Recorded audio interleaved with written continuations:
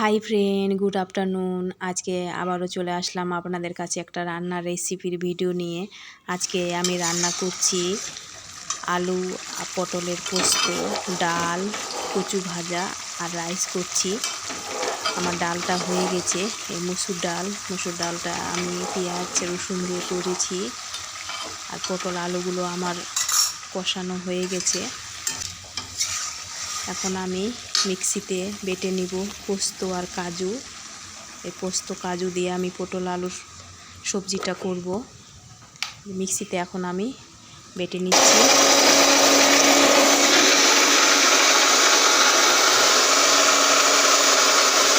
এখন আমার বাটা হয়ে গেছে। এখন পোস্ত কাজুগুলো আমি ঢেলে দিয়েছি সবজির ভিতরে।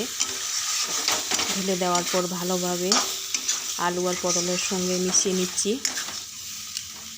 বেশি কিন্তু ভাজবো না, আমার আলু পটলগুলো আগেই কষা হয়ে গেছে, ভাজা হয়ে গেছে। এখন একটু নেড়ে চেড়ে নিয়ে জল দিয়ে দিব। বেশি ভাজলে কিন্তু ভালো লাগবে না, পোস্ত দিয়ে ভালো করবে না বেশি ভাজলে।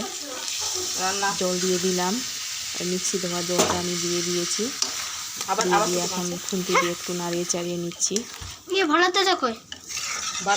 জল একটু কম মনে হয়েছে আমার, তাই আবারও একটু জল দিয়ে দিব।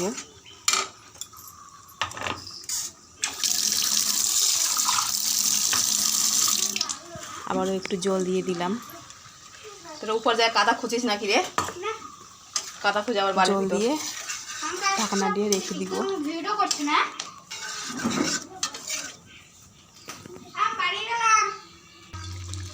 আমার কিন্তু সিদ্ধ হয়ে গেছে পটল আলুগুলো। এখন আমি ঘিটা একটু হালকা দিয়ে দিব, ঘি দিয়ে নামিয়ে নিব। একদম কষা কষা করে নামিয়ে নিব। এখন আমার রেডি হয়ে গেছে। এই যে হয়ে গেছে। কেমন হয়েছে বন্ধুরা অবশ্যই আমাকে কমেন্টে লিখে জানাবেন। এখন আমি কচুগুলো ভেজে নিচ্ছি। কচুগুলো আমার ভাজা হয়ে গেছে। আর এদিকে আমি কুকারে ভাত বসিয়ে দিয়েছি, ভাতও আমার রেডি হয়ে গেছে।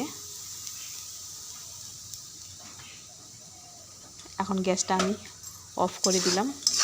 কচুগুলো আমার ভাজা হয়ে গেছে। এখন আমি বসে পড়েছি। এখন আমি নিয়ে নিলাম প্লেটে, এখন বসে পড়েছি খেতে। Tata, bye bye.